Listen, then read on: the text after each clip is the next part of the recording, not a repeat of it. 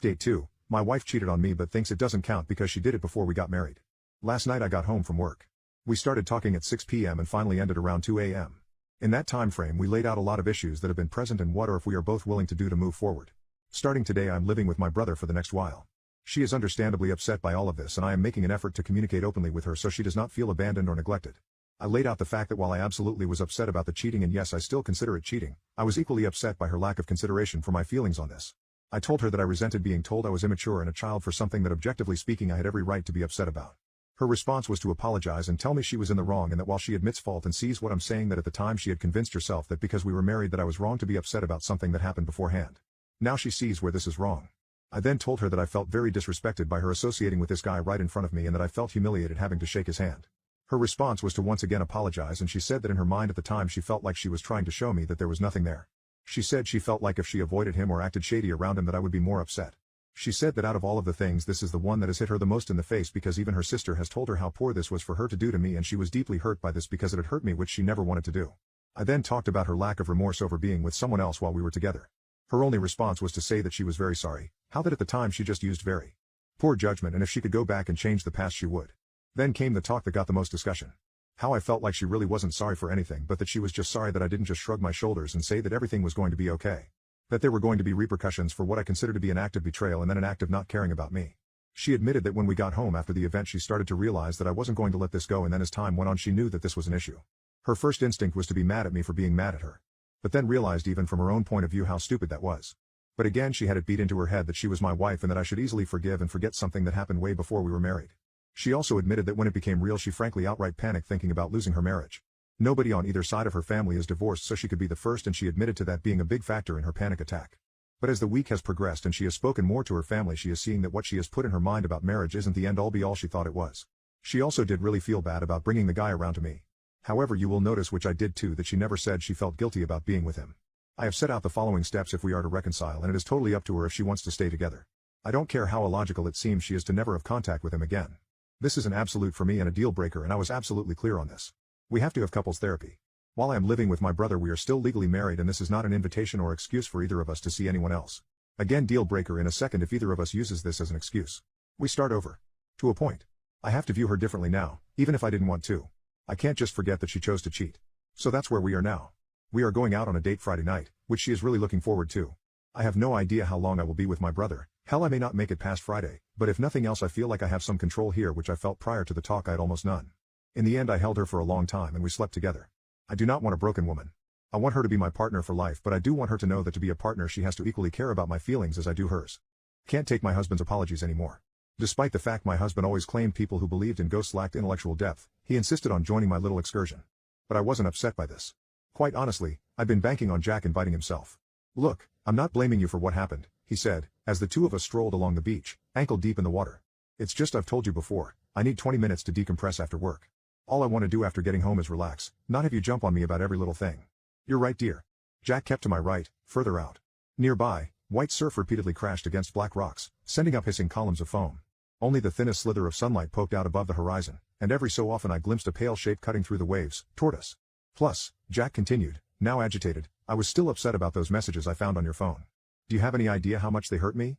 But Ryan's been my best friend since we were, I started to protest, but in response to my partner's threatening forehead wrinkle making itself known, I instead said, I'm sorry. As we quietly continued up the coast, the sun slipped beneath the horizon, leaving only moonlight to see by. Jack scooped up pebbles and skimmed them across the surface. One sailed straight over the shape, which was now roughly 30 yards away. He said, you know my parents think you're crazy, what with this spirit hunting nonsense. But I told them how much you enjoy it. That was nice of you. For a moment he sized me up, unsure whether that had been a genuine remark. Finally, he relaxed and said, so what's the story with this beach anyway? Is it haunted by a GGG ghost? He faked biting his nails, his hands shooting back and forth as though playing an invisible harmonica. It is, I answered, flatly. My eyes flicked down toward the water. Although it couldn't have been any more than a few feet deep, I glimpsed a figure down there, completely submerged. Let me guess, some beautiful maiden lost her baby at sea, now her tortured spirit wanders around waiting for the remains to wash up? Not quite. This one's an old lady who was, he faked a snore. Can you just give me the lift pitch version? You know how much it irritates me when you go off on pointless tangents. I faced him, sighed, and then quickly said, an old woman was being abused by her family, one of them killed her and threw the body into the sea, then her spirit came back and drowned all her relatives. Now she looks for more abusers she can drag to a watery grave. He smirked. It's cute how you believe this crap.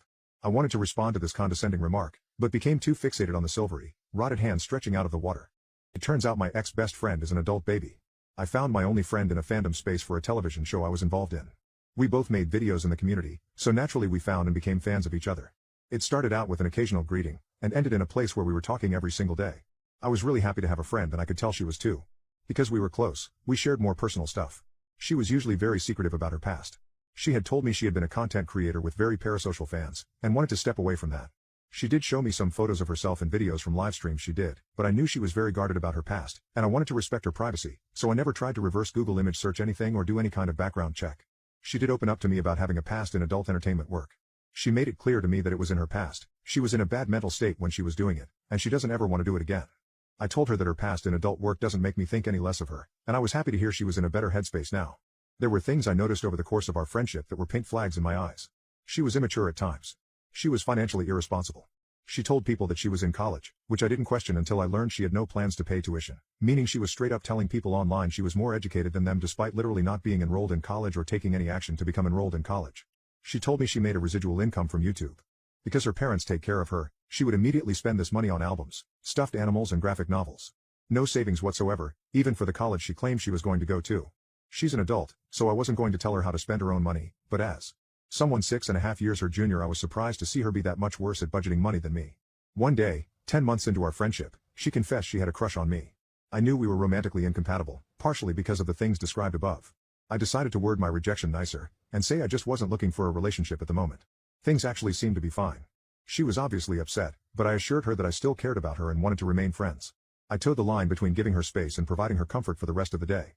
I did notice later in the day that she had deleted every single mention of me on her social media account. This hurt, because we had some collaborations I thought we worked hard together on. It was weird, because she was being extremely friendly to me in private while seemingly erasing me from her entire profile. I tried to ignore it, and offer her more reassurances at the end of the day, but she suddenly snapped at me and told me I would never understand her. This stressed me out. And I do have that avoidant attachment style, so my reaction was, unfortunately, to just kind of dip out of that whole situation. I got off social media entirely for the next 5 days. I eventually sent her a message asking to talk, and she said I hurt her and she needed space. We haven't exchanged another word since. Fast forward to 3 months later. I'm at home, putting my laundry away. I watch YouTube videos in the background when I'm doing chores. I stumbled onto one about adult babies. I thought, this is going to be an interesting one, and continued on. I recognized a voice in the video though. I went to check my laptop, and was shocked to see that my ex-friend was one of the interviewees. In a video about ABDLs. Most of which are seeking a romantic relationship that emulates a baby and caregiver one. Including her. The first thing I did was literally just go outside and take a walk. This situation was behind me, and being hit with this sudden information was just so unexpected. I did watch the whole video. I had mentioned to this same woman at one point that I thought girls who wore pigtails and got braces specifically for doing adult entertainment work were weird and trying to appeal to very strange men. And she saw me say that, and agreed with me, when she knew she had a past acting as babies in a bedroom setting. I tried to drop it and forget it, but later on I did decide to do some more digging. I found out that she has some active accounts, specifically for one of the platforms where she sells her work. I saw there were a couple recent posts, and honestly, my initial reaction was guilt. I thought, oh no, was this something she relapsed into after we stopped speaking? I was briefly angry at myself, thinking I could have stopped it.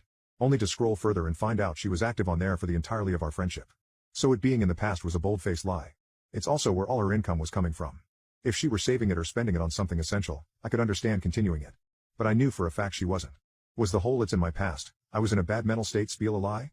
Part of me thinks it's still partially true, but I don't think I can believe anything she told me at this point.